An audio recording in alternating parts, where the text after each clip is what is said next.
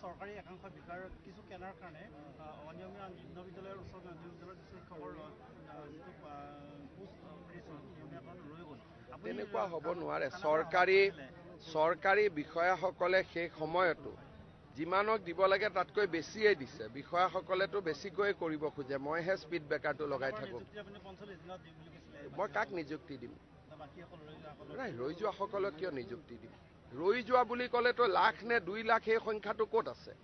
আৰু কেতিয়াও মই এইবিলাক কথা নকওঁ। মই কওঁ যে যি টেটত পাছ কৰিছে, এপইণ্টমেণ্ট দিছে, মেৰিটত পাইছে, তাক নিযুক্তি দিম। অনিয়মীয়াক যদি সকলোকে নিযুক্তি দিওঁ বুলি কওঁ, ৰাতিৰ ভিতৰতে 1 লাখ মানুহ অনিয়মা হৈ যায়। এনেকুৱা হ'ব নোৱাৰে।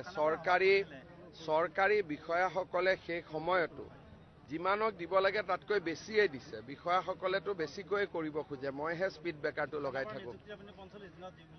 মই কাক নিযুক্তি দিম? নাই, ৰৈ যোৱাসকলক কিয় নিযুক্তি দিম? ৰৈ যোৱা বুলি ক'লেতো লাখ নে 2 লাখ এই সংখ্যাটো ক'ত আছে? আৰু কেতিয়াও মই এইবিলাক কথা নকওঁ। মই কওঁ যে যি টেটত পাছ কৰিছে, এপইণ্টমেণ্ট দিছে, মেৰিটত পাইছে, তাক নিযুক্তি দিম। অনিয়মীয়াক যদি সকলোকে নিযুক্তি দিওঁ বুলি কওঁ, ৰাতিৰ ভিতৰতে 1 লাখ মানুহ অনিয়ম